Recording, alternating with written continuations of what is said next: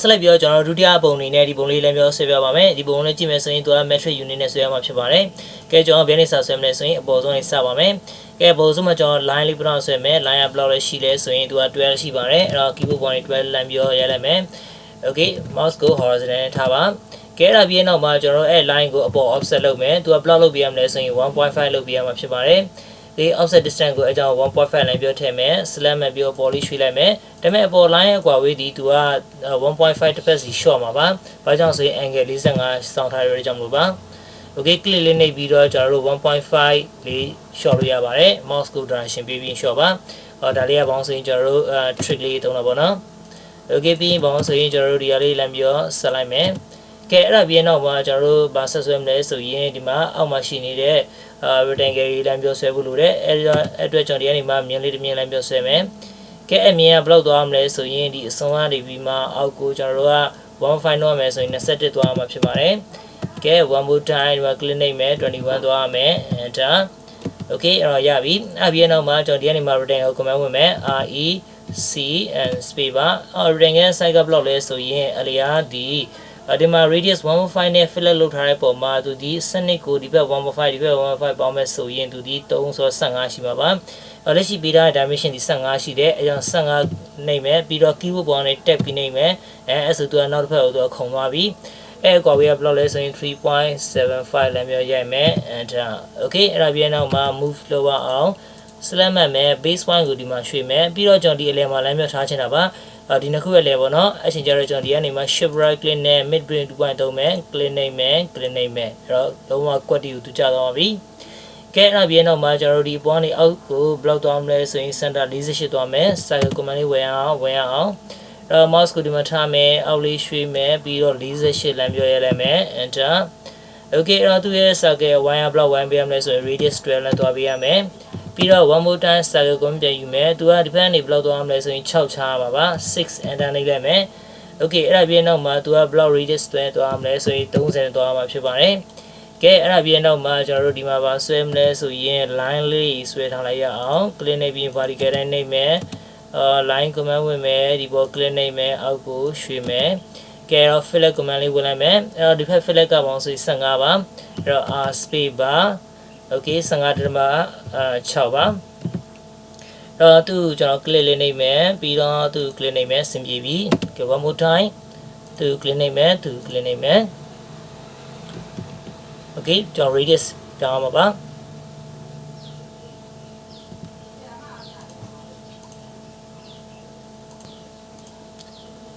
အဲ့တော့ပြန်ပြောဝင်မယ် radius command block သွားမလဲဆိုရင်48သွားမယ်48လမ်းမျိုးရိုက်မယ်ပြီးမှဒီမြင်းလေးနဲ့ဒါလေးနဲ့လမ်းမျိုးဆက်မယ် okay အဆင်ပြေပြီကဲအဲ့ဒါပြီးနောက်မှာဒီဘက်မှာရှိနေတဲ့ဒီအလုံးလေးကိုသွားအောင်သူကလည်းပေါင်းဆိုရင်ကျွန်တော်ဒီအစွန်းဒီပဲကွာဝေးပေးထားတယ်တိတ်ကြီးမကပ်ပါနော်ကျွန်တော်တခြား distance ကိုမပေးထားဘူးအဲကြောင့်ကျွန်တော်နဲ့လူလေးကြိုက်ပြီးဆွဲမယ်တဘောဒီ parametric မှာရှိတဲ့ constraint လေးသုံးပြီးဆွဲအောင်ကဲဒီမျိုးကျွန်တော်ပေါ် block offset လုပ်မလဲဆိုရင်20.5 offset လုပ်မယ်20.5 လုပ်လိုက်မယ်ပြီးတော့ click နှိပ်မယ်ပေါ်လေးရွှေ့မယ်ကဲအဲ့ဒါပြီးနောက်မှာကျွန်တော်တို့ဘာဆက်ပြီးတော့လုပ်ကြမလဲဆိုရင်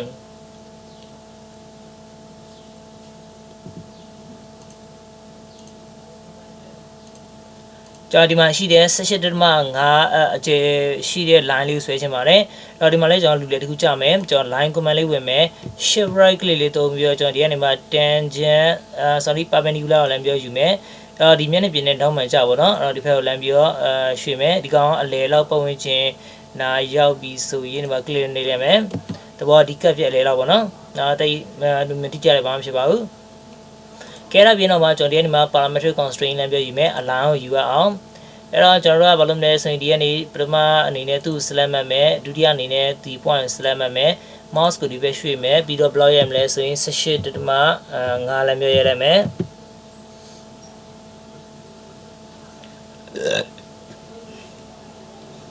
okay ဒီမှာမြင်တဲ့အတိုင်းပါပဲကျွန်တော်ပေါင်းစေ second point click နေလို့ second point ဒီကနေဒီဘက်ကိုယူရတာပါဒီထားပါ second point ဒီကောင်မှတ်ရမှာပါ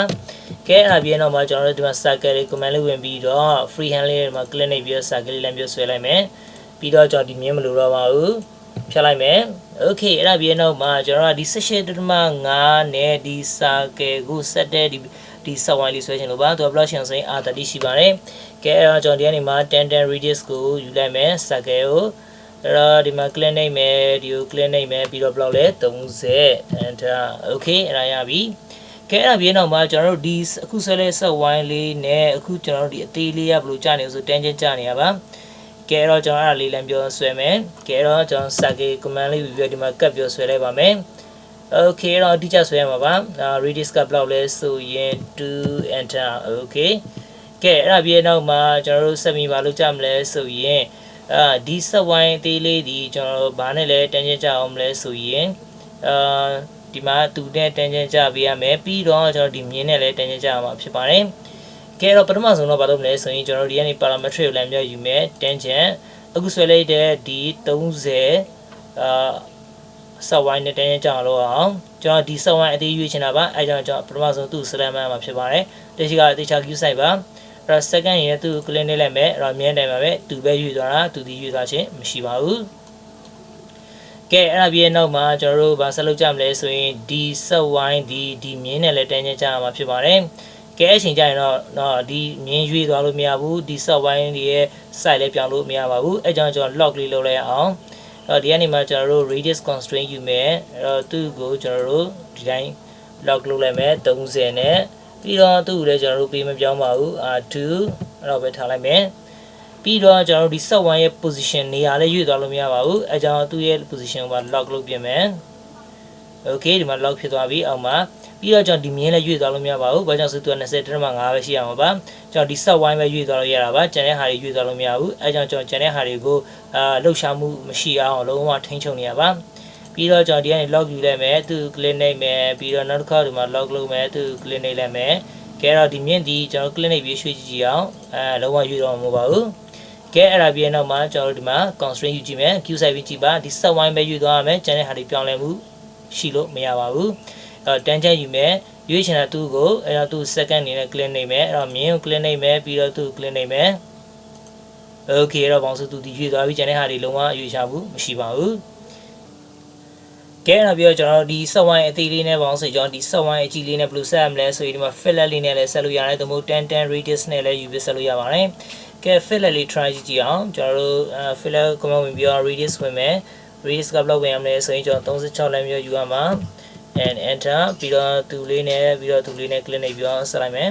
okay ပြီးရင်မလိုရတာရှိရင် trim လုပ်လို့ရပါတယ်အကယ်လို့ဘောင်းဆိုရင်ကျွန်တော်အပုံစံမလုပ်ချင်ဘူးဆိုရင်ကျွန်တော်ဒီကနေမှာ10 radius ကိုယူမယ်ပထမ tangent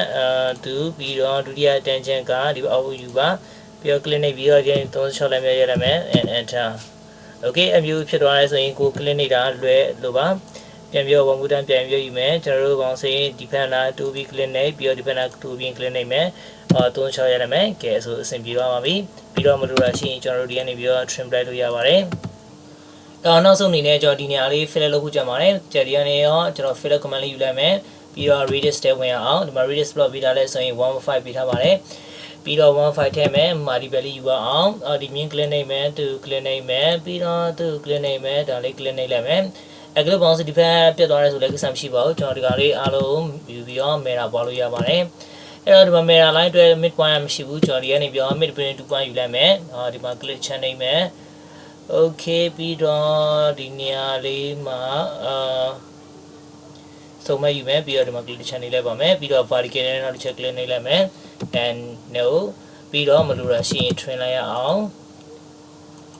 okay ပြီးတော့ကျွန်တော်ဒီကနေမှာ line လေးနဲ့ပြန်ပြီးတော့ဆက်လိုက်ပါမယ်ကဲကျွန်တော်လိုချင်တဲ့ပုံလေးရရှိပါပြီ